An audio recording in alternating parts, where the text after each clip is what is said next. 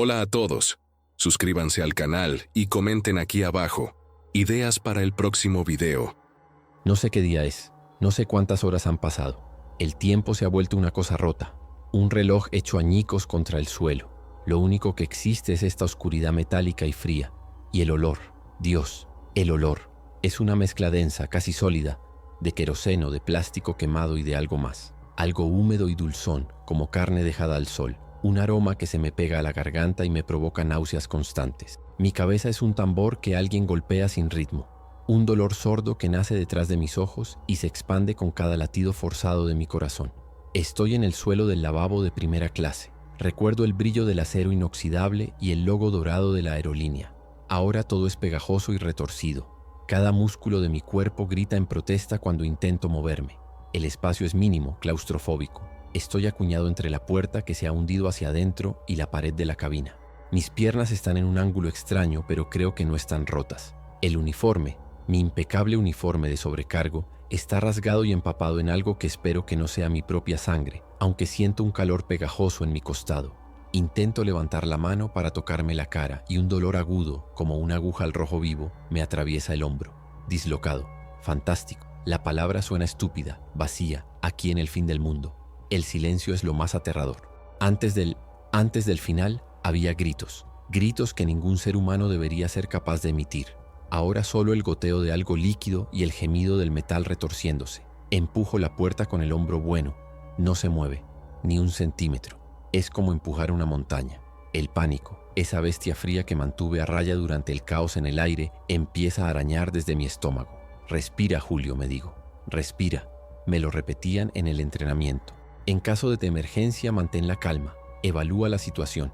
Pero ningún manual nos preparó para esto. Ningún simulador te enseña a lidiar con el infierno a 10.000 metros de altura. Escucho. Agudizo el oído más allá del zumbido en mi cabeza. Goteo, goteo, goteo. Y viento. Un silbido suave que se cuela por alguna grieta.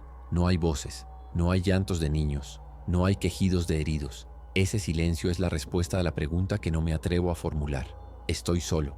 La soledad es una certeza que me aplasta más que los restos del avión. Me siento como el último hombre en un planeta muerto. Recuerdo sus caras, la señora Monteiro, la paciente cero de nuestra pequeña plaga voladora, con sus ojos vidriosos y su sed insaciable. El hombre de negocios que intentó ayudarla y recibió el primer mordisco. Recuerdo la velocidad con la que se transformó, el crujido de sus huesos, el grito ahogado que se convirtió en un gruñido gutural. La imagen parpadea en mi mente, vívida y horrible. Cierro los ojos, pero la oscuridad de adentro es peor que la de afuera, porque está llena de ellos, de sus caras contorsionadas por una rabia vacía y animal. Sacudo la cabeza para espantar los fantasmas, y una punzada de dolor me devuelve a mi tumba metálica. Tengo que salir de aquí. La idea se forma lentamente, una pequeña chispa de instinto de supervivencia en medio del océano de terror y dolor. Si me quedo aquí, moriré, de sed, de hambre, o porque lo que sea que causó esto siga ahí fuera. Reviso mi entorno con las manos temblando, el dispensador de jabón arrancado, el pequeño espejo, una telaraña de cristales rotos. Cojo un trozo con cuidado, el borde es afilado como una navaja. Podría servir. ¿Para qué? No lo sé. Para cortar, para defenderme. El pensamiento es tan ajeno, defenderse. Yo servía bebidas y sonreía. Ahora pienso en armas improvisadas. El mundo se ha vuelto del revés en cuestión de horas. El trozo de espejo se siente pesado en mi mano. Un ancla a esta nueva y brutal realidad. Con el trozo de espejo, empiezo a raspar el borde de la puerta, donde se une con el marco deformado. Busco un punto débil, una bisagra expuesta, cualquier cosa. El sonido es estridente, un chirrido que corta el silencio opresivo. Cada raspón me eriza la piel. Siento que estoy anunciando mi presencia a todo lo que acecha ahí fuera. Pero ¿qué opción tengo? El aire en este cubículo se está volviendo viciado, espeso. El olor a combustible es cada vez más fuerte y un nuevo miedo se suma a la lista: el fuego.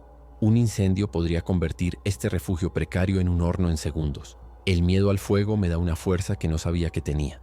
Raspo y hago palanca con una desesperación febril, ignorando el dolor en mi hombro y el ardor en mis manos. De repente algo cede, un crujido metálico diferente al chirrido. Se ha abierto una pequeña brecha, de apenas un dedo de ancho. Por ella se filtra un hilo de luz grisácea, la luz de un amanecer o un atardecer enfermo.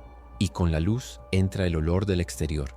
No es solo el olor del desastre, es el olor a tierra mojada, a vegetación podrida, a vida, una vida extraña y abrumadora, el olor de la selva. Estamos en la selva. La imagen de las copas de los árboles verdes y densas pasando a toda velocidad por la ventanilla antes del impacto final vuelve a mí. Caímos en el corazón de la nada. Manaus, nuestro destino. De alguna retorcida manera llegamos, o al menos partes de nosotros lo hicieron. La pequeña abertura me da esperanza, una droga peligrosa en esta situación. Me da algo en lo que concentrarme más allá de mi propio terror. Meto los dedos en la brecha y tiro. La carne se me desgarra contra el metal afilado, pero el dolor es distante. El metal se dobla, gime, se resiste. Tiro con el peso de mi cuerpo, usando mis piernas para apalancarme contra la pared opuesta. El sudor me empapa la camisa rota, mezclándose con la suciedad y la sangre. Un tirón más, un grito ahogado que sale de mi pecho y la puerta cede lo suficiente para que pueda escurrirme. El espacio que se abre no es la libertad, es la boca del lobo. La cabina de primera clase es una pesadilla de metal torcido y silencio sepulcral. Estoy fuera. El aire es espeso, húmedo y se puede masticar. La luz gris entra a raudales por un enorme boquete en el fuselaje, revelando la escena. Es peor de lo que imaginaba, mucho peor. Los asientos están arrancados de sus bases, el techo está hundido, los compartimentos de equipaje abiertos como bocas mudas, derramando su contenido por todas partes. Y los cuerpos están por todas partes, atrapados en sus asientos, lanzados por los pasillos. Algunos parecen dormir para siempre. Otros están destrozados de formas que mi mente se niega a procesar. Reconozco a un colega, a Miguel, cerca de la Galey. Su cuerpo está torcido en un ángulo imposible. Aparto la vista. La bilis me sube por la garganta. Tengo que moverme. Quedarse aquí es una sentencia de muerte. El instinto primario me grita que busque agua, un botiquín. Mi entrenamiento me dice que busque la baliza de emergencia, la radio. Pero mi terror me susurra que busque a los otros, a los que no estaban muertos, a los que se levantaron. Avanzo con una lentitud agónica, pisando con cuidado sobre un suelo cubierto de revistas, mantas, cristales rotos y manchas oscuras. Cada paso es un riesgo. El avión cruje bajo mi peso, un gigante moribundo que podría colapsar en cualquier momento. El silencio sigue siendo mi compañero, un sudario pesado sobre la devastación. ¿Dónde están? ¿Salieron? ¿O están aquí esperando, atrapados entre los escombros como yo lo estaba? El fuselaje está partido en dos, justo detrás de la sección de primera clase. A través de la brecha veo un mar verde e impenetrable. Árboles tan altos que parecen tocar el cielo nublado. Lianas gruesas como brazos que se enredan en los restos del avión, reclamándolo para la selva. El sonido de los insectos es un zumbido constante y ensordecedor. Nunca he estado en un lugar así. Crecí en la ciudad, rodeado de hormigón y asfalto. Este mundo verde es tan ajeno y amenazante como la superficie de Marte. No hay caminos, no hay señales, no hay nada más que una vegetación que parece querer devorarlo todo. Y en medio de todo, los restos de nuestro ataúd volador. Mi sed es una lija en mi garganta. Necesito agua desesperadamente. Recuerdo la Galey de primera clase. Aunque esté destrozada, puede que alguna botella haya sobrevivido. Me dirijo hacia allí, moviéndome como un anciano, apoyándome en los restos de los asientos para mantener el equilibrio. El dolor en mi hombro es una presencia constante y nauseabunda. El olor a podredumbre es más fuerte aquí. Proviene de la pequeña cocina. Me asomo con el corazón en un puño esperando encontrar algo horrible. Y lo encuentro, pero no es lo que esperaba. El carrito de las bebidas está volcado y varias botellas de agua mineral yacen intactas sobre un montón de refrescos derramados. Es el tesoro más grande del mundo. Me arrodillo con dificultad, mis manos tiemblan tanto que casi no puedo desenroscar el tapón de una botella. El primer sorbo es gloria pura, es vida. Me bebo la mitad de la botella de un trago, sin importarme nada más. El agua fría calma el fuego en mi garganta y aclara un poco la niebla de mi cerebro. Guardo otras 2 botellas en los bolsillos de mi pantalón. Son más valiosas que el oro. Mientras lo hago, escucho un sonido. No es el viento ni el crujido del metal. Es un sonido orgánico, un gemido bajo y gutural. Viene de más adentro del avión. Se me hiela la sangre. No estoy solo, y no es un superviviente lo que he oído. Conozco ese sonido. Lo oí en el aire, justo antes de que todo se fuera al infierno. El sonido se repite, más cerca esta vez. Viene de la sección de business class, al otro lado de la cortina rota. Me quedo paralizado, agachado detrás de los restos de la Galey. Mi respiración se atasca en mi pecho. Cada instinto me grita que corra, que huya hacia la selva, hacia lo desconocido. Pero la imagen de ese mar verde e impenetrable me detiene. Morir ahí fuera devorado por un jaguar o perdido para siempre. O morir aquí a manos de esas cosas ¿Qué es peor? No hay una buena respuesta. El trozo de espejo que todavía tengo en el bolsillo se siente ridículamente pequeño e inútil. Mis manos buscan algo más, cualquier cosa. Encuentro una de las pesadas jarras de metal que usábamos para servir el café. Es torpe, pero es sólida. Es algo. Miro a través de una rendija en la estructura destrozada. Lo veo. Es un hombre, o lo que queda de él. Lleva el traje de un pasajero de negocios, ahora desgarrado y manchado de sangre seca. Está de espaldas a mí, intentando liberarse de algo que lo atrapa por la pierna, probablemente un trozo del fuselaje. Sus movimientos son erráticos, espasmódicos, inhumanos. No se queja de dolor, solo emite ese gruñido rítmico, un sonido animal de pura necesidad. Su cabeza se gira ligeramente y puedo ver su perfil. La piel grisácea, la mandíbula desencajada, los ojos están vacíos. No hay pensamiento, no hay alma, solo un hambre ciega y depredadora. Era uno de los que se quejaron de náuseas. Lo recuerdo. El terror se convierte en una certeza helada. El virus, la plaga o lo que sea, sobrevivió a la caída. No se detuvo con el impacto. Quizás el propio impacto fue lo que despertó a algunos de los que habían sucumbido pero estaban atrapados en sus asientos. La cabina no es solo una tumba, es un nido que está empezando a despertar. El hombre del traje finalmente libera su pierna con un tirón que debería haberle arrancado la piel. Empieza a moverse por el pasillo, cojeando, arrastrando un pie. No me ha visto, se mueve por instinto, olfateando el aire, girando la cabeza de lado a lado. Es un tiburón buscando sangre en el agua. Y yo estoy aquí, sangrando, respirando, vivo. Soy un faro en su oscuridad. Tengo que tomar una decisión y tengo que tomarla ahora. Quedarme aquí es imposible. Él alertará a otros, o me encontrará. La selva es un suicidio, pero es un suicidio con una pequeña posibilidad de escape. Este lugar es una trampa mortal garantizada. Tengo que salir por el boquete del fuselaje. Es mi única oportunidad. Me muevo hacia atrás, lentamente, sin hacer un solo ruido. Cada crujido del suelo bajo mis pies suena como un disparo. Mis ojos están fijos en la figura que se aleja, cojeando hacia la parte trasera del avión. Parece que no ha notado el enorme agujero que lleva al exterior. Su instinto lo guía hacia donde estaban los demás pasajeros, hacia la oscuridad de la cola del avión. Llego al borde del fuselaje roto. El metal está retorcido y afilado como cuchillas. Debajo de mí, una caída de unos 3 o 4 metros hasta un suelo cubierto de raíces y barro. No es una caída fácil, especialmente con un hombro dislocado, pero la alternativa es quedarme aquí y esperar a que esa cosa y sus posibles compañeros me encuentren. Respiro hondo, el aire de la selva llena mis pulmones. Es el aire de un mundo nuevo y hostil, pero es aire libre. Miro hacia atrás una última vez, a la cabina que fue mi lugar de trabajo y casi mi tumba. El gruñido del hombre del traje resuena en la distancia. No hay tiempo para dudas. Salto. El impacto es brutal. Aterrizo mal, sobre mi hombro malo, y un grito de agonía pura se escapa de mis labios antes de que pueda ahogarlo con mi mano. El dolor es una explosión blanca y cegadora detrás de mis ojos. Me quedo en el suelo, retorciéndome en el barro, intentando no desmayarme. El mundo da vueltas. El sonido de mi propio grito me aterra. ¿Lo habrán oído? ¿Habré llamado su atención? Me obligo a quedarme quieto, a escuchar por encima de los latidos de mi corazón que martillean en mis oídos. Escucho el zumbido de los insectos, el goteo del agua desde las hojas, el lejano canto de un pájaro exótico, y nada más. No hay gruñidos, no hay pasos arrastrados viniendo hacia el boquete. Por ahora estoy a salvo. Me pongo de pie con dificultad, apoyándome en el tronco de un árbol gigantesco. Estoy cubierto de barro y mi hombro es una masa de dolor insoportable. Pero estoy fuera, estoy vivo. El tamaño de todo aquí es abrumador.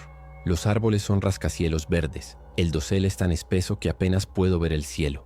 La humedad es sofocante, se me pega la ropa a la piel. A mi alrededor, los restos del avión son una cicatriz metálica en medio de tanta vida. Un trozo de ala aquí, una turbina medio enterrada allá.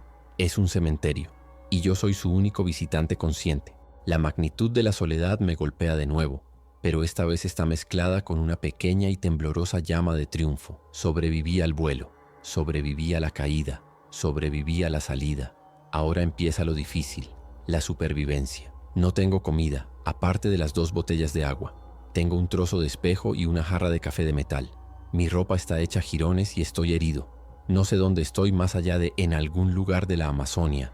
No sé si vendrán a rescatarnos. ¿Saben siquiera que caímos? ¿O el mundo entero está sumido en el mismo caos que estalló en nuestro avión? La pregunta es tan enorme que mi cerebro no puede procesarla. Tengo que centrarme en lo pequeño, en lo inmediato. Necesito encontrar un refugio, un lugar donde pasar la noche. La luz grisácea empieza a teñirse de tonos anaranjados. La noche se acerca, y en la selva, la noche trae a sus propios monstruos, sin contar los que yo traje conmigo. Empiezo a caminar, sin un rumbo fijo, alejándome del fuselaje. Mi instinto me dice que ponga tanta distancia como sea posible entre el nido y yo. Cada paso es un esfuerzo. Las raíces de los árboles son trampas ocultas bajo la hojarasca. Las lianas se me enganchan en la ropa. Sonidos extraños vienen de todas partes. El crujido de una rama, el susurro de hojas, el chillido agudo de un animal que no puedo identificar. Cada sombra parece una amenaza. Cada ráfaga de viento suena como un gemido. La paranoia es un compañero constante, un susurro frío en mi oído. No estás solo. Te están observando. Te están siguiendo. Me detengo un momento para beber un pequeño sorbo de agua. El líquido precioso me calma los nervios, aunque sea por un segundo. Miro mis manos. Están cubiertas de cortes y de sangre seca. La mano de un superviviente, no la mano de un sobrecargo. Pienso en mi familia en Sao Paulo. Pienso en mi hermana, en mis padres. ¿Estarán bien? ¿Esta locura es solo nuestra, un brote aislado en un avión maldito, o es global? La esperanza de que sea algo local lucha contra el terror de que el mundo que conocía ya no exista. Si es global, nadie vendrá a buscarme. Nadie vendrá a buscar a nadie. Somos los fantasmas de un mundo muerto. Un ruido fuerte, un estruendo metálico, me saca de mis pensamientos. Viene de la dirección del avión. Un crujido, seguido de un golpe sordo. Algo grande se ha derrumbado. ¿Una parte del fuselaje? ¿O algo ha salido? Me agacho instintivamente detrás de un árbol de tronco extrañamente pálido, mi corazón latiendo a 1000 por hora. Espero, conteniendo la respiración. El silencio que sigue es casi peor que el ruido. Me imagino a la criatura del traje, ahora libre, seguida por otras. Una pequeña horda cojeante saliendo de la tumba de metal y adentrándose en la selva, viniendo en mi dirección. La jarra de café se siente terriblemente ligera en mi mano. No puedo quedarme aquí. Moverse es peligroso, pero quedarse quieto es un suicidio. Tengo que seguir. Empiezo a caminar de nuevo, esta vez más rápido, ignorando el dolor punzante de mi hombro y el ardor de mis pies. No miro atrás. Mirar atrás es invitar al terror a que me alcance. Me concentro en el suelo frente a mí, en encontrar un camino a través de esta maraña verde. Necesito encontrar agua, un arroyo, un río. El agua es vida, y el agua suele llevar a alguna parte, a la civilización, o al menos a un lugar que no sea este infierno verde. Es una lógica simple, la lógica de un hombre desesperado. El sol se está poniendo definitivamente. El dosel de la selva se tiñe de un rojo sangriento y las sombras se alargan, volviéndose más profundas y amenazantes. Los sonidos de la jungla cambian. Los cantos de los pájaros diurnos son reemplazados por un coro de chasquidos, zumbidos y llamadas guturales que nunca he oído. El aire se enfría, pero la humedad sigue siendo sofocante. Estoy agotado. Cada fibra de mi ser quiere simplemente tumbarse en el suelo y rendirse, dejar que la noche, la selva o los monstruos me lleven. Pero una pequeña parte de mí, una parte testaruda y furiosa, se niega. No he sobrevivido a todo esto para morir ahora. Encuentro una pequeña formación rocosa, un afloramiento de piedra cubierto de musgo que forma un pequeño saliente. No es una cueva, pero es algo. Es una pared a mi espalda. Ofrece una protección mínima, un lugar donde puedo sentarme y vigilar una sola dirección. Me acurruco bajo la roca temblando de frío, de dolor y de miedo. Saco mi segunda botella de agua y bebo otro sorbo. Tengo que racionarla. No sé cuándo encontraré más. El cielo visible a través de los árboles es ahora de un púrpura oscuro, salpicado de estrellas increíblemente brillantes. Nunca había visto tantas estrellas. La belleza es tan intensa que duele. Un contraste cruel con la fealdad de mi situación. Desde mi refugio improvisado observo la selva. La oscuridad no es total. Hay una extraña luz bioluminiscente aquí y allá. Hongos que brillan con un resplandor verdoso. Enjambres de insectos que parpadean como luces de Navidad rotas. El paisaje es a la vez mágico y aterrador. Es un mundo que no fue hecho para los humanos. Nosotros éramos los intrusos en el cielo, y ahora soy un intruso aquí abajo. Cierro los ojos por un momento y veo la cara de la señora Monteiro, sus ojos nublados. ¿Qué era esa agua que bebió? ¿Fue en el hotel? ¿O fue algo más? Algo que estaba en el suministro del aeropuerto. ¿Una contaminación deliberada? Las preguntas son un veneno, sin respuestas posibles. El cansancio es una droga pesada, tirando de mis párpados hacia abajo. Sé que dormirme es peligroso, quizás fatal. Tengo que mantenerme despierto. Tengo que vigilar. Empiezo a hablar solo en susurros para mantenerme anclado a la realidad. Mi nombre es Julio Neves. Soy sobrecargo. Sobreviví a un accidente aéreo. Estoy en la selva amazónica. Lo repito una y otra vez como un mantra, un ancla para no dejar que mi mente se disuelva en el miedo. El dolor en mi hombro es un buen recordatorio de que estoy vivo, de que esto no es una pesadilla de la que voy a despertar. De repente un sonido rompe el coro de la noche. Es un grito humano, lleno de terror y dolor. No está lejos, quizás a 1 o 2 kilómetros, en la dirección de la que vengo, la dirección del avión. El grito es cortado abruptamente, ahogado en un gorgoteo húmedo. Luego, silencio. Mi cuerpo se tensa hasta el punto de doler. No era yo el único superviviente. Había alguien más. Y ahora ya no lo hay. Lo han encontrado. Las criaturas del avión están cazando y están cerca. El alivio que sentí al escapar del fuselaje se evapora, reemplazado por un terror aún más profundo. La trampa no era el avión. La trampa es la selva entera. El silencio que sigue a ese grito es más aterrador que cualquier ruido. Es un silencio expectante. Me encojo más contra la roca, intentando hacerme lo más pequeño posible, intentando dejar de respirar. Cada hoja que cae, cada rama que cruje me hace saltar. Espero oír sus gruñidos, sus pasos arrastrados. Espero ver una silueta recortada contra la luz de los hongos. La jarra de café en mi mano se siente como un juguete. ¿Qué podría hacer contra ellos? Contra esa fuerza inhumana, esa rabia ciega, la imagen del pasajero mordiendo al otro en el cuello, la sangre brotando a borbotones se reproduce en mi mente sin parar.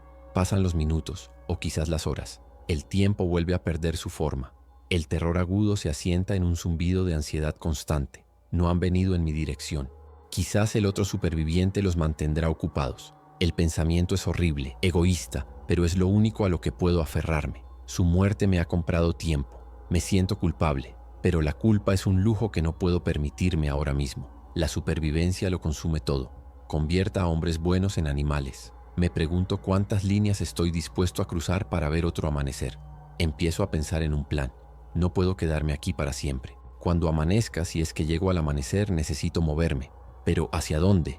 Sin una brújula, sin un mapa, estoy ciego. Recuerdo vagamente las rutas de vuelo. Íbamos hacia el noroeste. Si el sol sale por allí, entonces el oeste debe estar en esa otra dirección.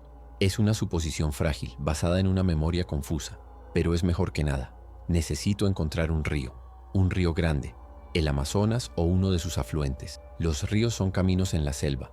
La gente vive cerca de los ríos. La civilización vive cerca de los ríos. Esa es mi única esperanza. Mientras pienso, mis ojos se adaptan cada vez más a la oscuridad.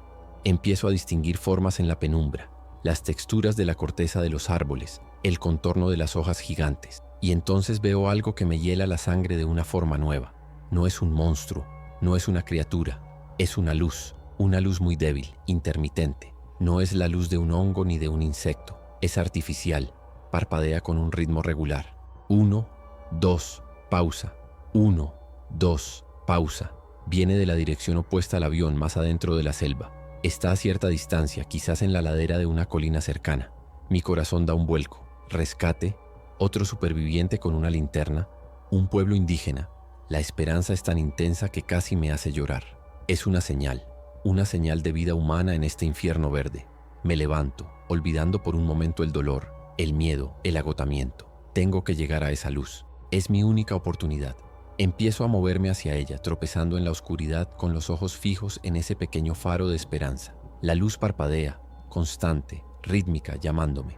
Es la promesa de salvación, de salir de esta pesadilla. Pero a medida que me acerco, algo me parece extraño. El ritmo es demasiado perfecto, demasiado mecánico. No es como el parpadeo de una persona haciendo señales. Y la luz tiene un color extraño, un tono rojizo pálido. Me detengo, la cautela luchando contra la desesperación.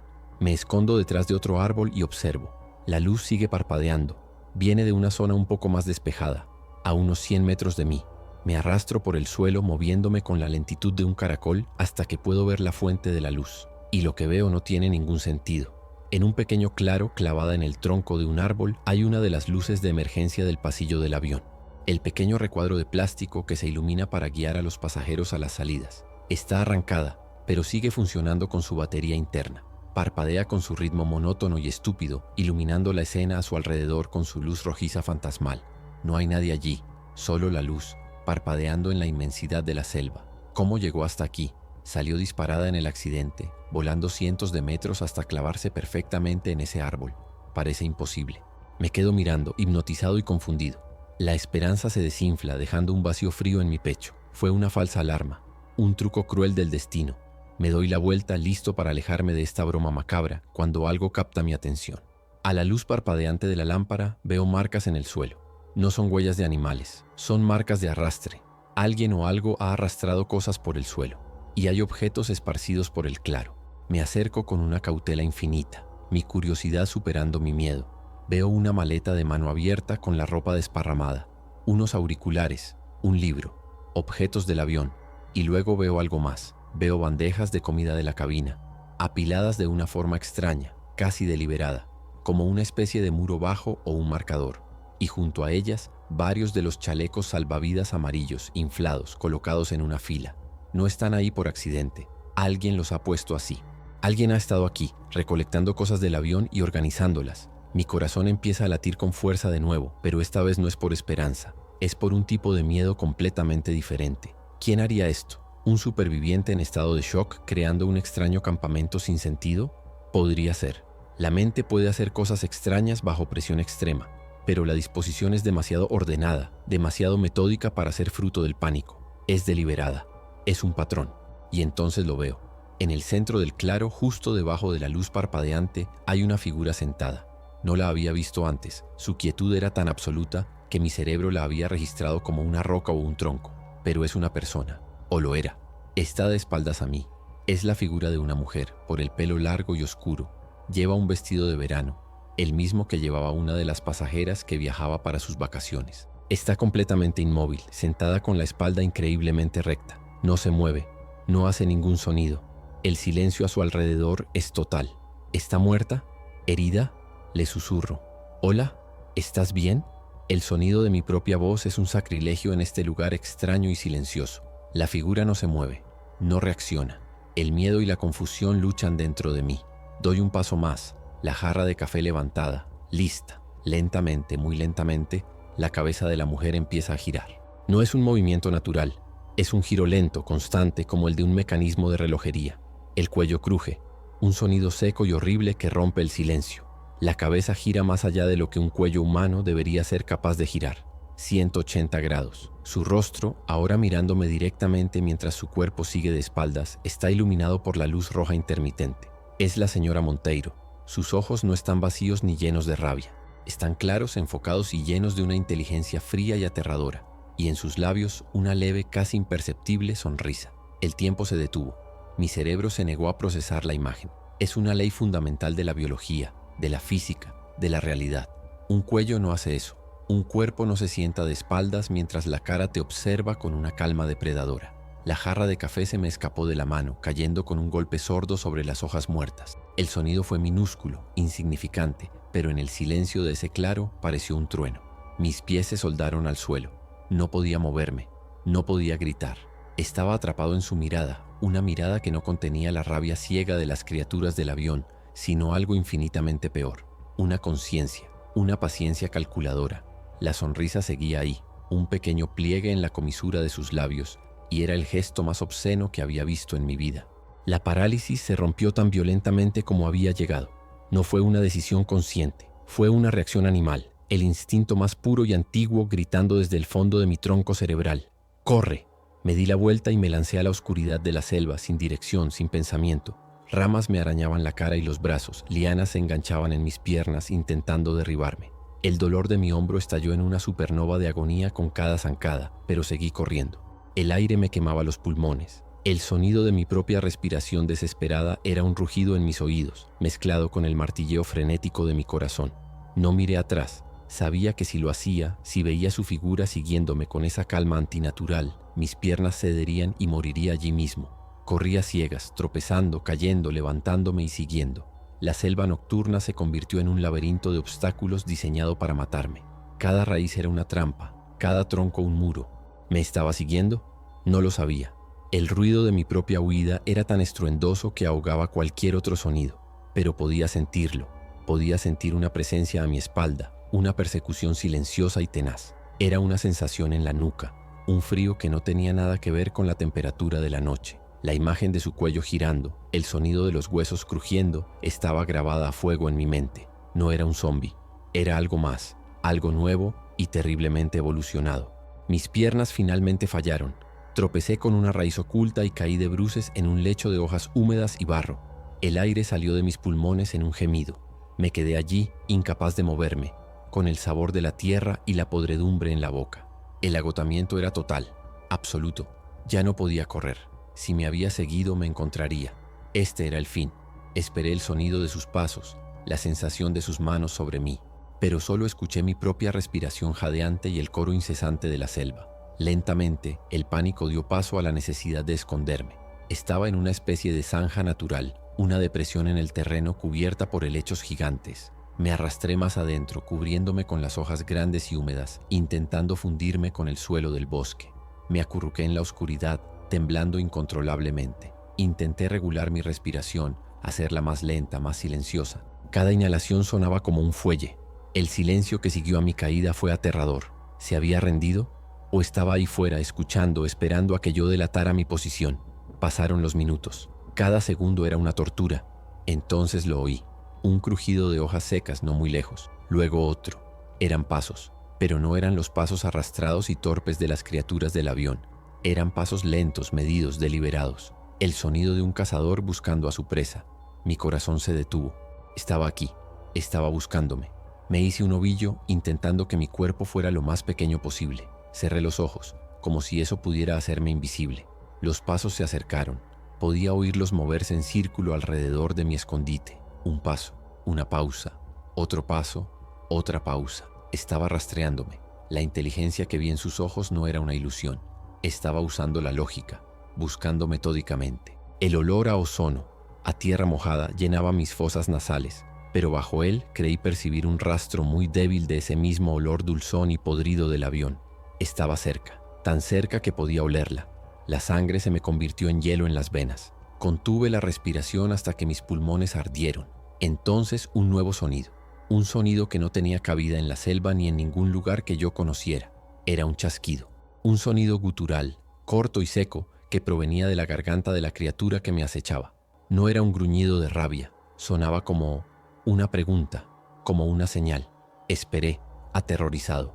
Y desde otra dirección más a mi izquierda llegó una respuesta. Otro chasquido casi idéntico. Mi mundo se vino abajo por segunda vez en una noche. No estaba sola. Estaban comunicándose. Eran una manada. El campamento no era la obra de un solo monstruo. Era un nido. Y yo había tropezado con él. La realización fue como una descarga eléctrica. No estaba huyendo de un monstruo solitario. Estaba siendo cazado por un grupo de depredadores organizados. Estaban coordinando su búsqueda. Los chasquidos continuaron, yendo y viniendo desde diferentes puntos a mi alrededor. Estaban cerrando un perímetro. Me estaban acorralando. La idea era tan monstruosa, tan contraria a todo lo que creía saber sobre esas cosas, que casi me ahogo. Los del avión eran el caos, la furia sin sentido. Estos eran estrategas. La selva ya no era un lugar neutro. Era su coto de caza. Y yo era la presa atrapada en el centro. La desesperación era tan grande que casi me rindo. Casi me levanto y grito para acabar con la tensión insoportable.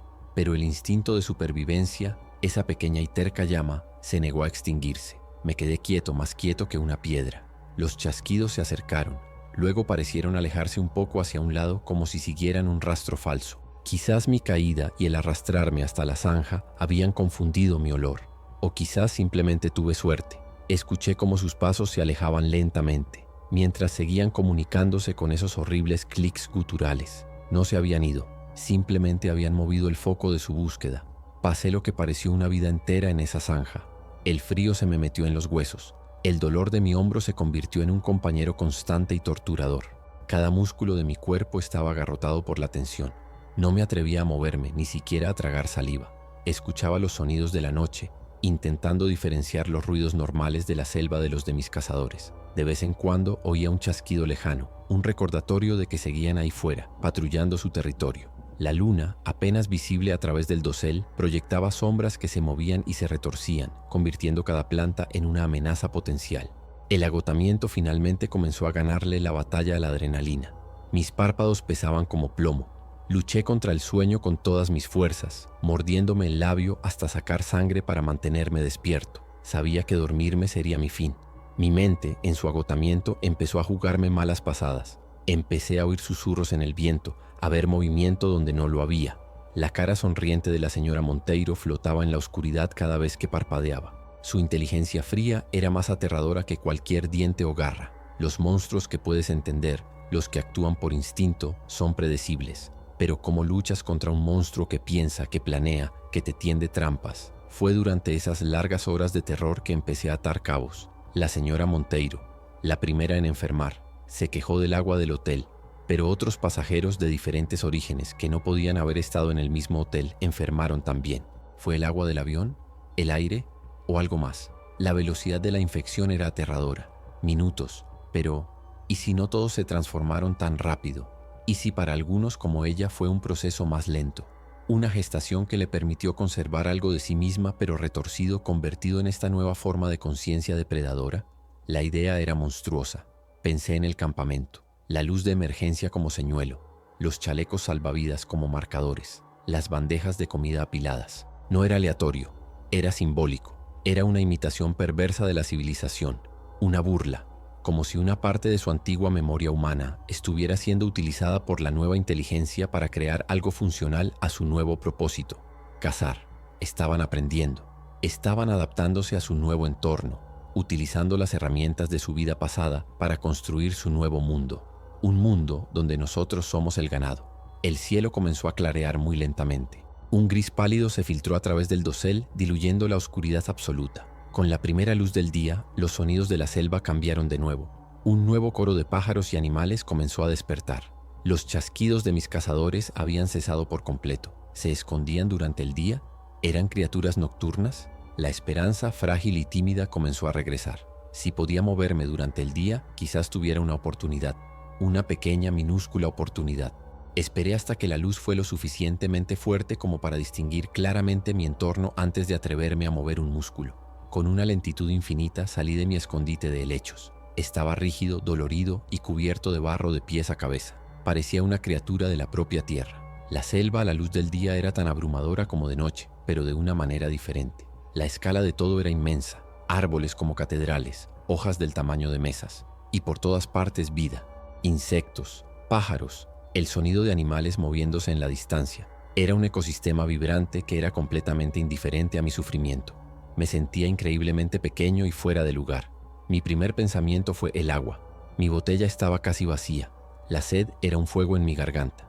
Empecé a caminar, esta vez con más cuidado, intentando no hacer ruido. Mi objetivo seguía siendo el mismo: encontrar un arroyo, un río. Me movía en la dirección que creía que era el oeste, basándome en la posición del sol naciente. Era una navegación primitiva, pero era lo único que tenía. El dolor en mi hombro era una agonía, un recordatorio constante de mi vulnerabilidad. Cada paso era un esfuerzo. La humedad era asfixiante y el sudor no tardó en empaparme de nuevo. El miedo de la noche no se había ido, simplemente se había transformado en una paranoia diurna. Cada sombra, cada movimiento en mi visión periférica me hacía saltar.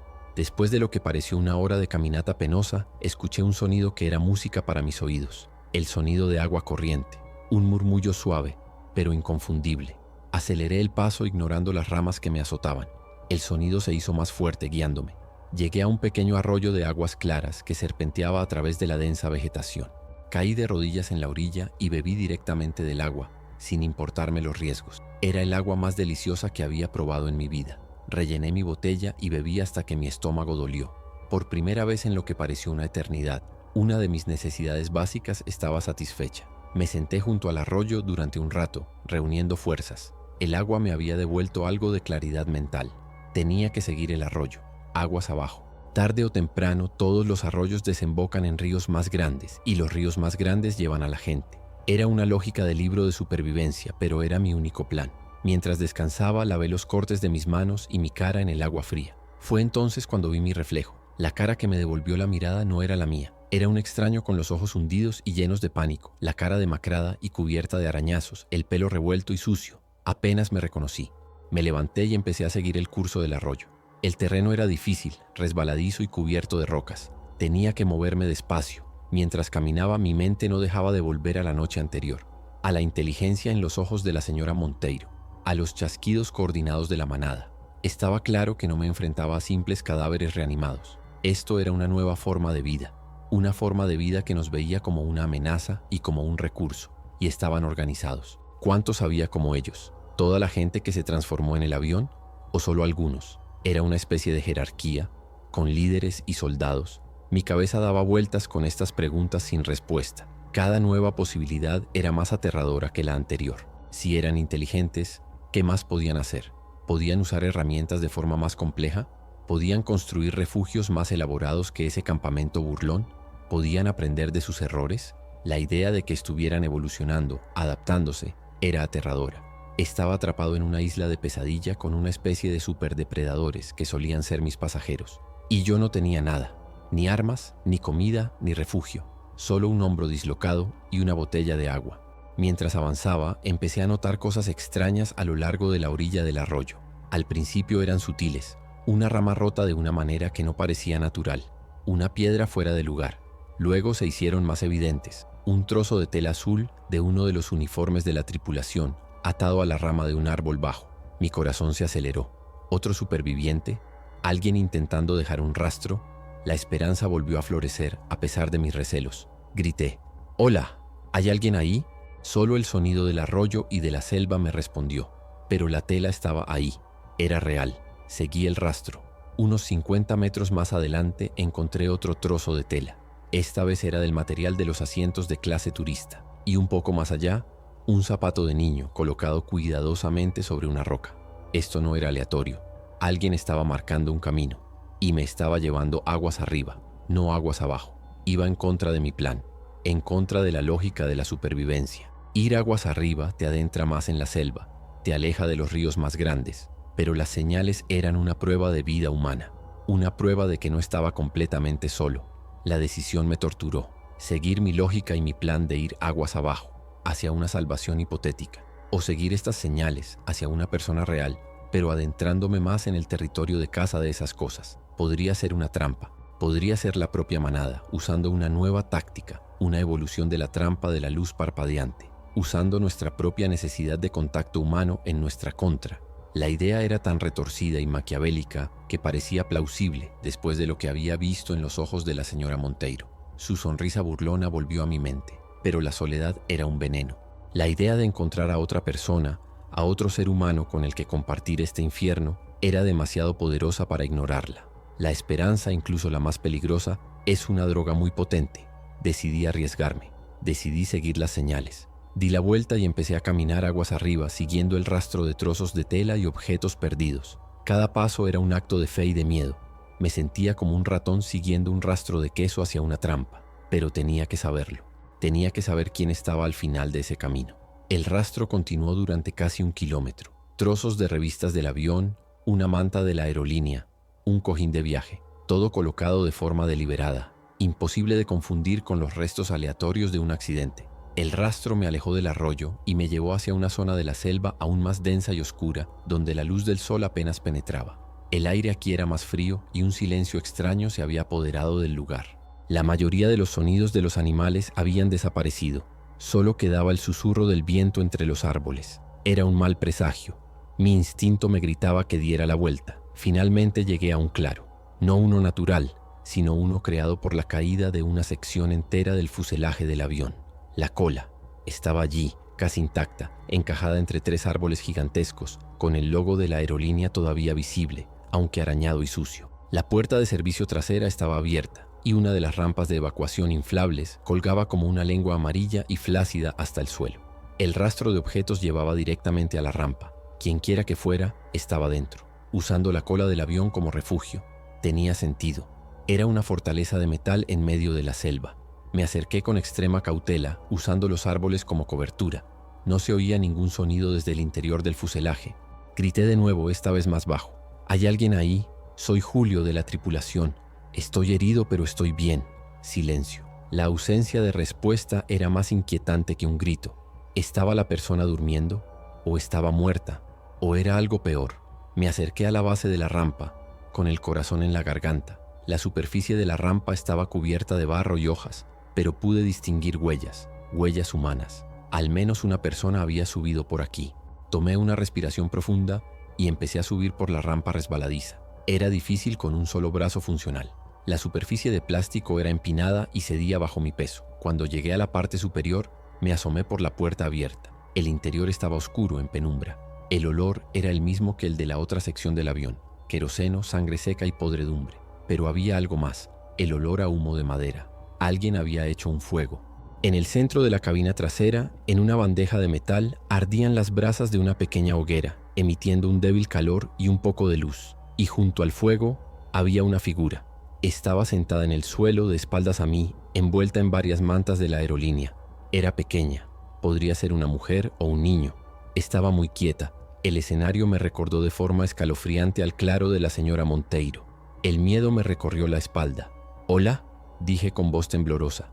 La figura se estremeció como si la hubiera despertado. Lentamente, muy lentamente, comenzó a girar. El pánico se apoderó de mí. No otra vez. No podía soportarlo otra vez. Me preparé para correr, para saltar por la rampa. Pero la persona que se giró hacia mí no era un monstruo. Era un niño. No tendría más de 10 años. Era uno de los niños que viajaba con su familia a la sección turista.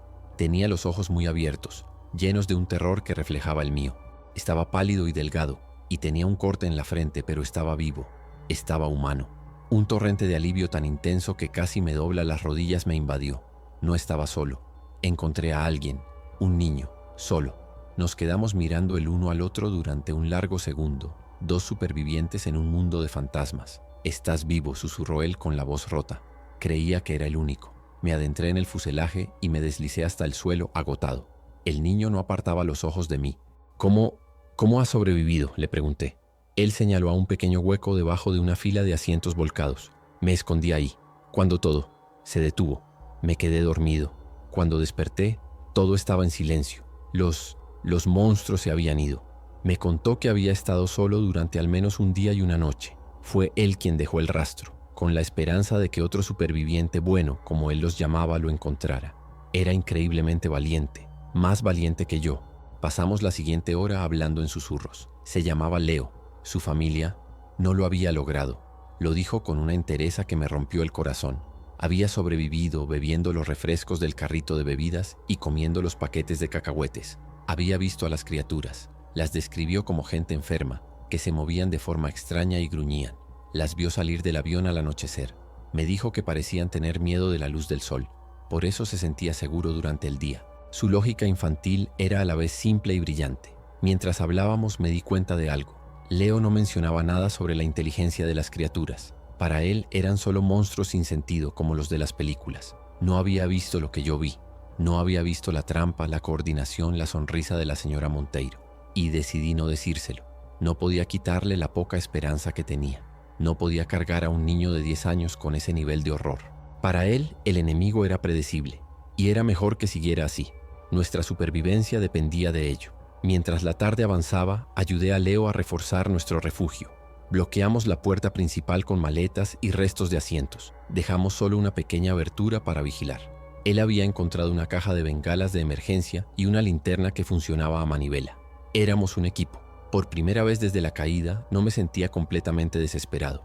La presencia de otro ser humano, especialmente de un niño al que tenía que proteger, me dio un propósito, un ancla. Ya no se trataba solo de mi propia supervivencia, se trataba de la nuestra. Cuando la noche empezó a caer, encendimos otra pequeña hoguera. El humo era un riesgo, podía atraer a las criaturas, pero el frío y la oscuridad eran un enemigo igual de grande.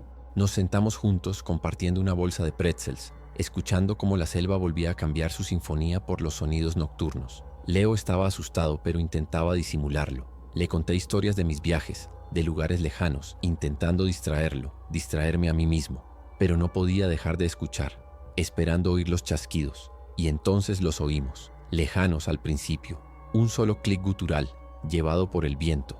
Leo se tensó a mi lado. «¿Qué es eso?», susurró.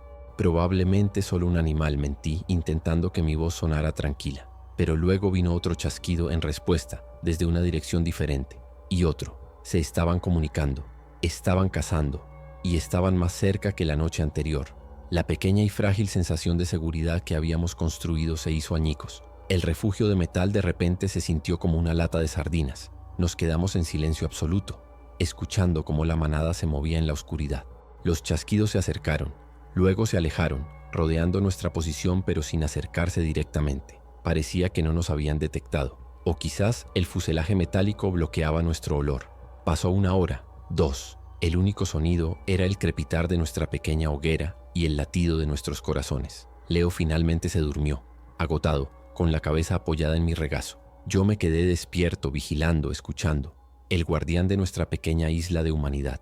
Cerca de la medianoche, cuando el silencio se había prolongado durante mucho tiempo, me permití relajarme un poco. Tal vez se habían ido, tal vez habíamos tenido suerte. Estaba mirando las brasas moribundas cuando un sonido me hizo helar la sangre. No era un chasquido, no era un gruñido, era un golpeteo lento y rítmico. Venía de fuera, del casco del avión.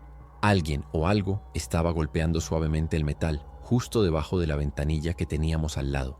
Toc, toc, toc. Miré a Leo, seguía dormido. Mi mano buscó la única arma que teníamos, una barra de metal afilada que habíamos sacado de un asiento. El golpeteo continuó, paciente, deliberado. No era el ataque frenético de una bestia, era inquisitivo, era una prueba. Luego el golpeteo se detuvo y una voz susurró desde el otro lado de la ventanilla. Una voz que reconocí, una voz débil, quebrada, pero inconfundible. Era la voz de la señora Monteiro, y lo que dijo congeló mi alma para siempre. Susurró, en un portugués perfecto y claro: Julio, sé que estás ahí. El niño hace mucho ruido cuando duerme. Un universo de hielo se formó en mi pecho. Cada molécula de aire en mis pulmones se congeló. Su voz, perfecta, clara, sin el gruñido gutural, sin la distorsión de un monstruo. Era la voz de una pasajera, una abuela, susurrando un secreto terrible en la oscuridad. El contenido de sus palabras era una violación. Rompió todas las barreras. No solo sabía que estábamos aquí, me conocía por mi nombre, sabía del niño. Había estado escuchando, observando, con una paciencia inhumana. Mi primer instinto fue taparle la boca a Leo, que se movió un poco en su sueño. Mi mano temblaba tanto que temí despertarlo yo mismo. La fortaleza de metal se había convertido en una tumba transparente. Éramos peces en un acuario, y ella estaba golpeando el cristal. El silencio que siguió a su susurro fue una tortura en sí misma. Esperaba un ataque, un intento de forzar la puerta, el sonido de garras arañando el metal.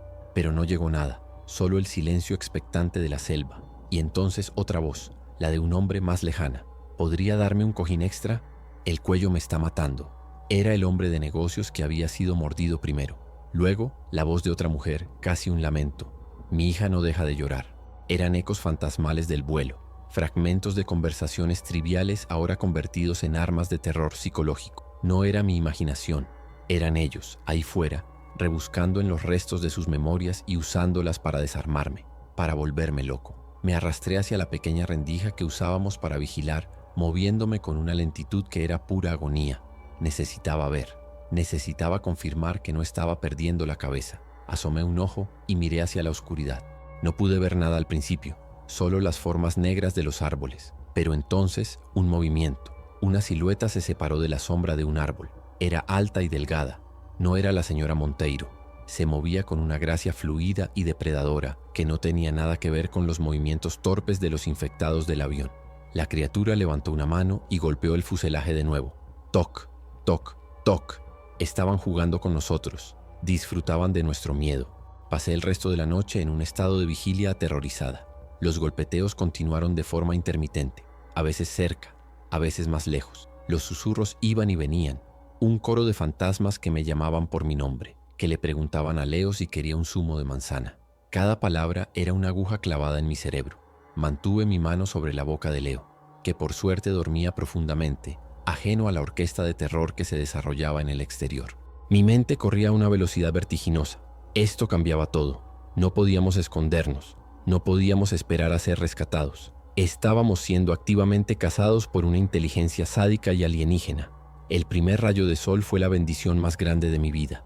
Tan pronto como la luz grisácea comenzó a filtrarse en la cabina, los sonidos cesaron.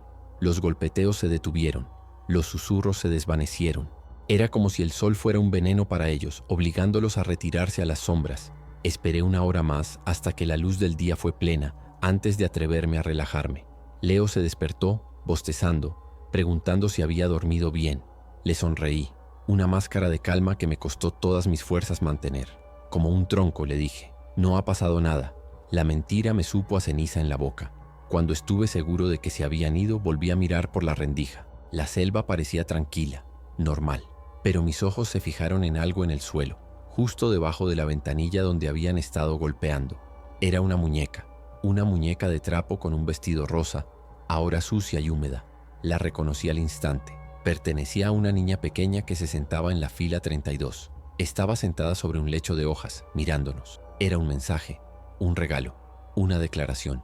Hemos estado aquí.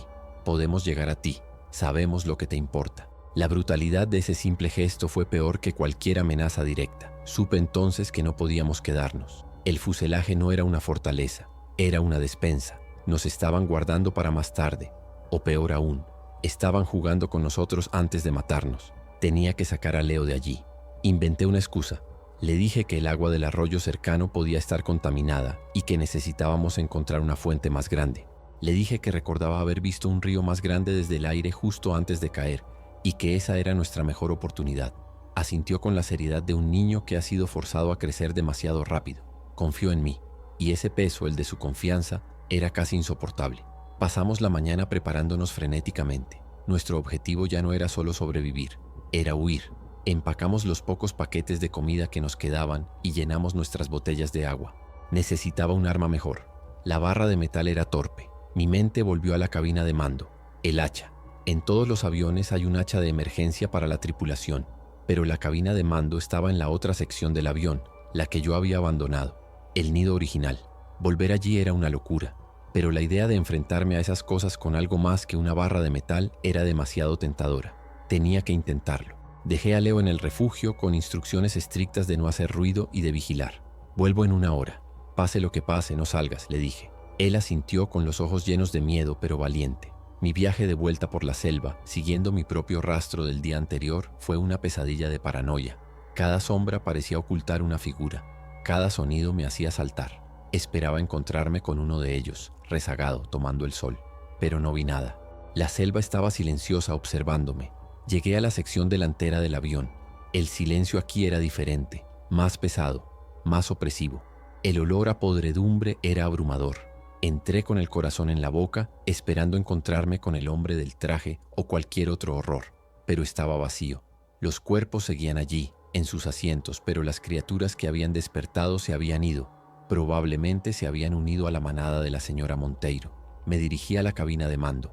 La puerta estaba arrancada de sus bisagras. Dentro, la devastación era total. Los controles estaban destrozados. Y en la pared, en su soporte rojo brillante, estaba el hacha. La cogí. El peso en mi mano era reconfortante. Era sólida, real. Un trozo de civilización diseñado para la destrucción. Era la primera vez en días que sentía una pizca de poder, por muy pequeña que fuera. Mientras salía de la cabina, mis ojos se posaron en algo en el suelo. El diario de a bordo del piloto. Estaba abierto, y las últimas entradas estaban escritas con una caligrafía temblorosa y casi ilegible. La curiosidad me pudo. Lo cogí.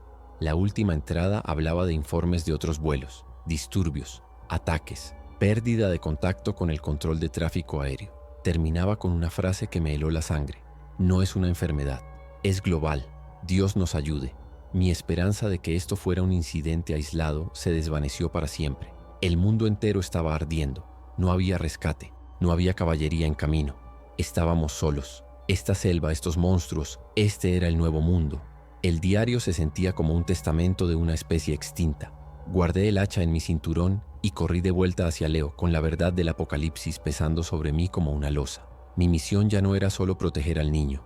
Era encontrar un lugar en este mundo destrozado donde pudiéramos existir, aunque solo fuera un día más. Cuando volví, Leo estaba a salvo. El alivio al ver su cara fue inmenso. No le dije nada sobre el diario del piloto. Le mostré el hacha con una sonrisa forzada.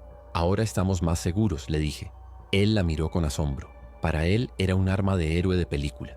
Para mí era la herramienta de un carnicero. Abandonamos el fuselaje, nuestra casa durante 2 días, y nos adentramos de nuevo en la selva. Esta vez el viaje se sentía diferente. No éramos solo supervivientes perdidos. Éramos fugitivos, huyendo de un enemigo que nos conocía. Seguimos el sol dirigiéndonos hacia lo que esperaba que fuera el oeste. El hacha me daba una falsa sensación de seguridad. Sabía que si nos encontrábamos con la manada entera, no serviría de nada.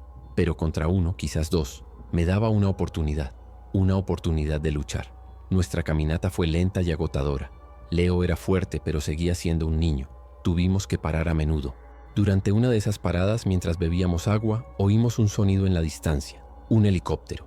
El sonido inconfundible de las aspas cortando el aire. La esperanza estalló en mi pecho, tan fuerte y tan dolorosa que casi me caigo. Un rescate. Estaba equivocado. Alguien seguía ahí fuera. Alguien nos buscaba.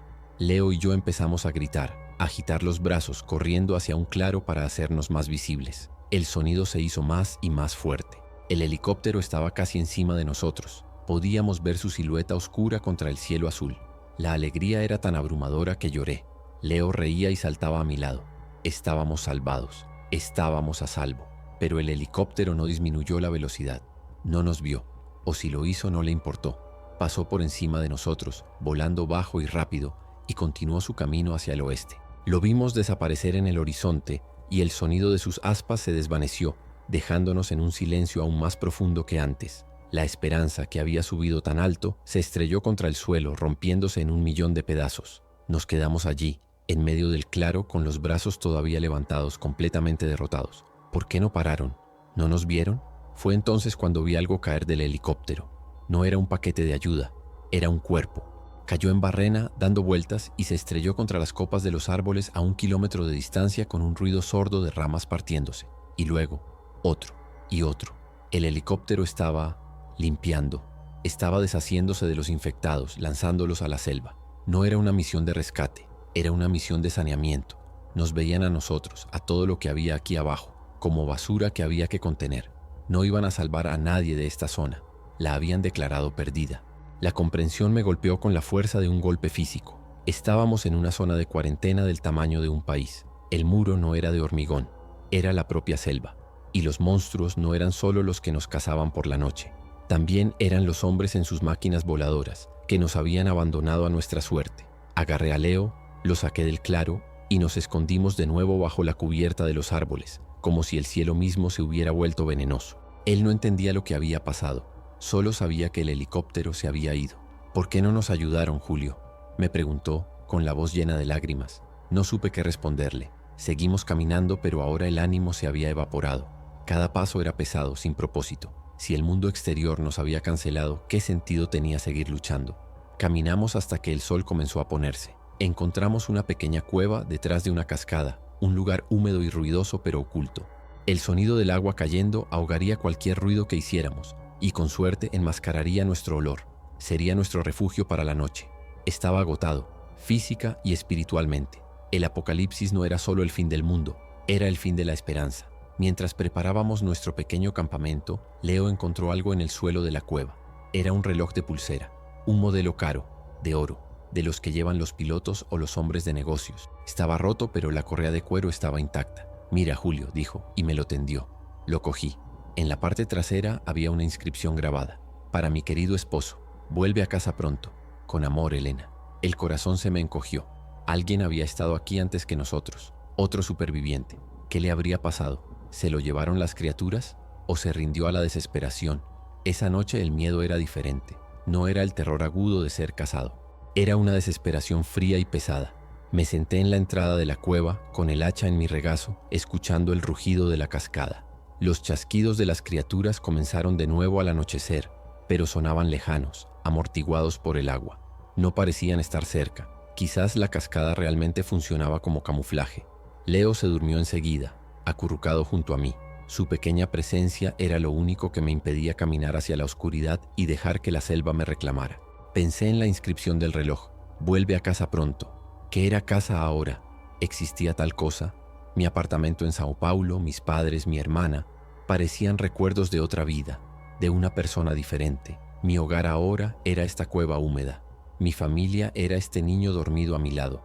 Mi único propósito era mantenernos vivos hasta el próximo amanecer.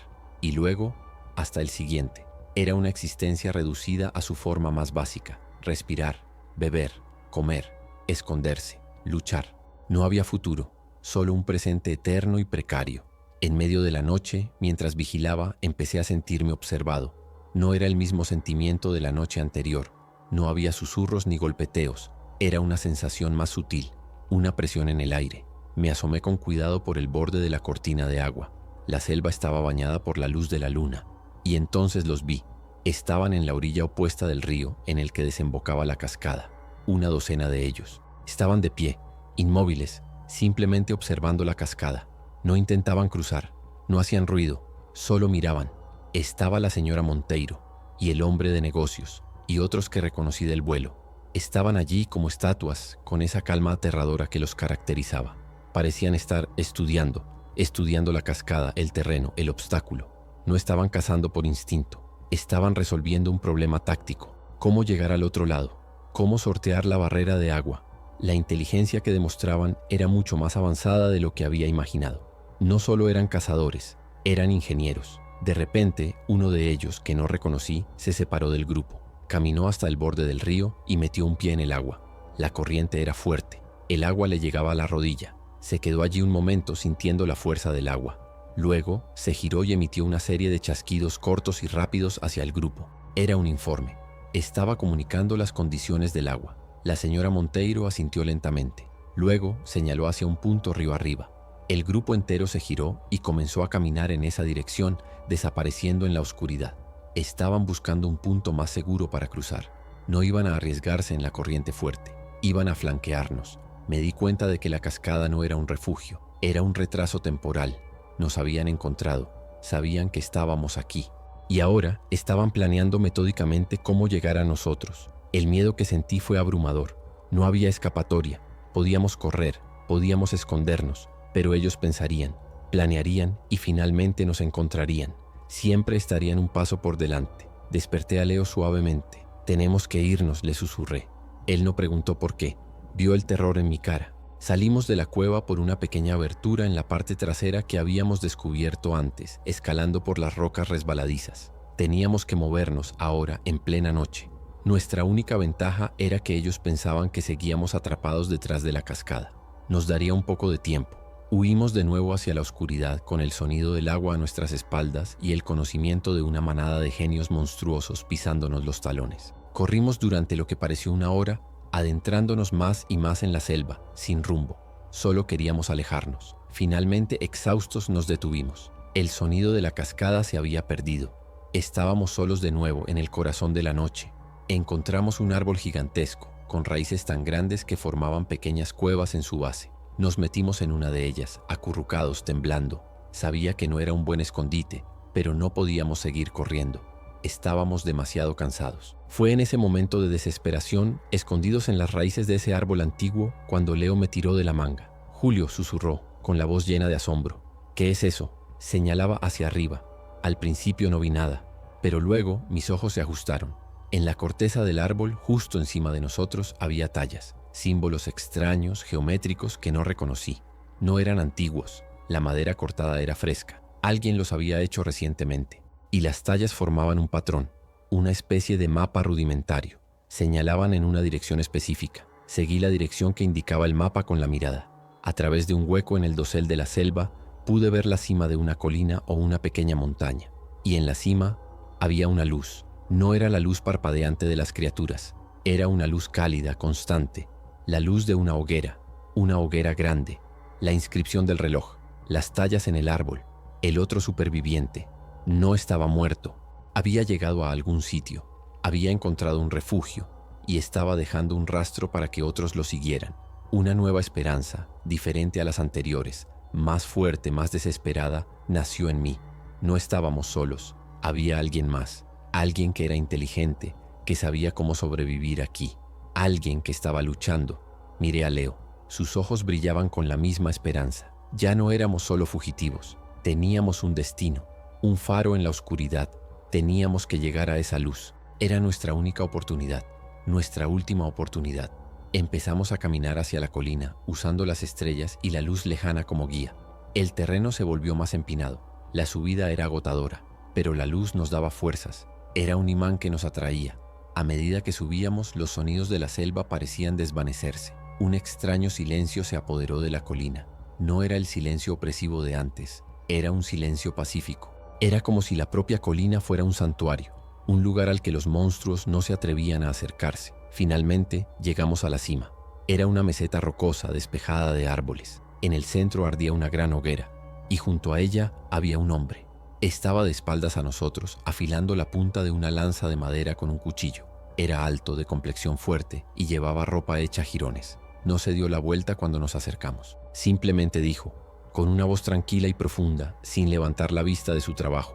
Habéis tardado bastante. Empezaba a pensar que erais los únicos que no caísteis en la trampa del río. Nos quedamos helados. ¿Cómo sabía de nosotros? ¿Cómo sabía de la trampa? El hombre finalmente levantó la vista. Su cara estaba curtida por el sol y tenía una larga cicatriz que le cruzaba una ceja. Pero sus ojos eran claros y tranquilos. No había miedo en ellos, solo una calma y una determinación de acero. Miró el hacha en mi cinturón. Buena herramienta, dijo con una media sonrisa. Pero aquí arriba preferimos el silencio. Se puso de pie. Era el piloto, el copiloto del avión para ser exactos, el que creíamos que había muerto en la cabina. Nos contó su historia. Había luchado en la cabina y había logrado herir a la criatura que lo atacó, pero él mismo resultó herido. El impacto lo dejó inconsciente. Cuando despertó, estaba solo. Logró salir y se dio cuenta rápidamente de la naturaleza de la amenaza. Era un exmilitar, un veterano de operaciones en la selva. Sus instintos y su entrenamiento se activaron. Sabía que quedarse quieto era morir. Sabía que necesitaba un terreno elevado y defendible. Esta colina era su fortaleza. Había estado aquí arriba durante días, observando a la manada, estudiándolos, igual que ellos estudiaban su entorno. Fue él quien dejó el reloj. Fue él quien talló los mapas. Estaba creando una red, una ruta de escape para cualquier otro superviviente que fuera lo suficientemente inteligente como para encontrarla. No podemos matarlos a todos, dijo, con una seriedad sombría. Son demasiados, y son listos, pero podemos ser más listos. Podemos sobrevivir, pero no aquí abajo. Tenemos que seguir moviéndonos. Nos explicó su plan. El helicóptero que vimos no era el único. Había visto varios, todos haciendo lo mismo, patrullando un perímetro, asegurándose de que la infección no saliera. Pero todos seguían una ruta, y en el extremo oeste de esa ruta había un gran río, un río que llevaba al océano. No vendrán a buscarnos, dijo el piloto. Su voz era dura como la piedra. Así que tendremos que ir nosotros a buscarlos. Construiremos una balsa. Seguiremos el río hasta salir de esta zona de cuarentena.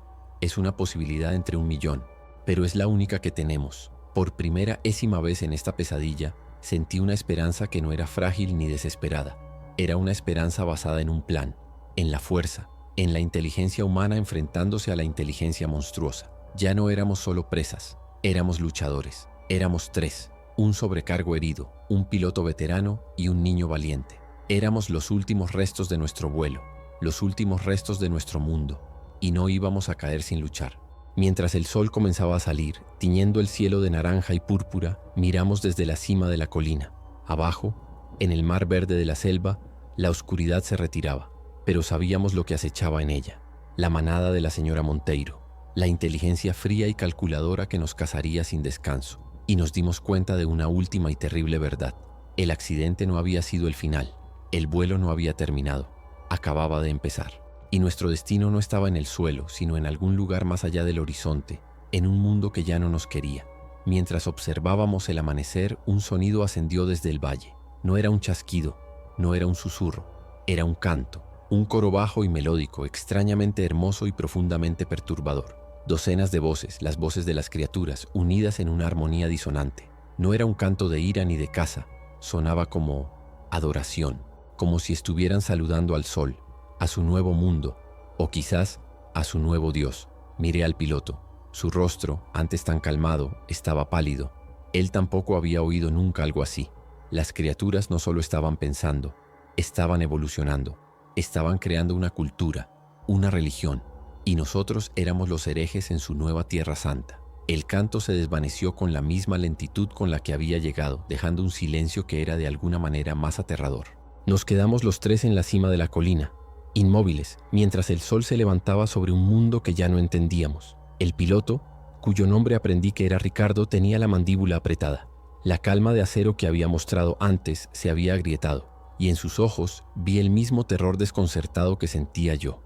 Nunca había visto nada parecido, murmuró. Más para sí mismo que para nosotros. No están solo sobreviviendo, están construyendo algo. La palabra algo flotó en el aire, pesada y llena de un significado monstruoso. Nuestro plan no cambió. De hecho, la urgencia se multiplicó por 1000. Ya no se trataba solo de escapar de depredadores. Se trataba de huir de una nueva forma de conciencia que estaba naciendo de las cenizas de nuestro mundo. Una conciencia con rituales y creencias que no podíamos empezar a comprender. Teníamos que bajar de nuestro santuario temporal y volver a adentrarnos en su iglesia. Ricardo nos guió, moviéndose con una eficiencia silenciosa que delataba sus años de entrenamiento. Cada paso en el descenso era una tortura de tensión. La selva, que momentos antes parecía un simple obstáculo, ahora se sentía como un espacio sagrado que estábamos profanando. A medida que avanzábamos durante el día, empezamos a ver las pruebas de lo que Ricardo había dicho. La selva estaba siendo transformada. En las cortezas de los árboles y en las caras de las rocas aparecían símbolos extraños pintados con barro y zumo de bayas. Eran patrones geométricos, espirales y líneas que se cruzaban, similares a las tallas que nos habían guiado hasta la colina. Eran marcadores o quizás oraciones. De las ramas de algunos árboles colgaban pequeñas efigies, hechas de palos, lianas y trozos de tela de la ropa de los pasajeros. Eran figuras humanoides, grotescas y retorcidas. Estábamos caminando a través de su galería de arte, de su catedral al aire libre. Leo se pegaba a mí, con los ojos muy abiertos, asimilando el extraño paisaje. No decía nada, pero yo podía sentir su miedo. Intenté distraerlo, señalando pájaros de colores brillantes o formaciones de rocas interesantes, pero era inútil. La extrañeza del lugar era demasiado abrumadora. Ricardo, por otro lado, lo estudiaba todo con una intensidad sombría. «Están reclamando el territorio», dijo en voz baja. «Están borrando el mundo antiguo y construyendo el suyo sobre él». La idea de que nuestro mundo, con sus ciudades, su tecnología y su historia, pudiera ser simplemente borrado y sobrescrito era vertiginosa. Después de horas de caminata angustiosa, llegamos por fin al gran río que Ricardo había visto. Era ancho, de aguas marrones y caudalosas, un monstruo perezoso que se abría paso a través de la selva. Era nuestra carretera, nuestra única vía de escape.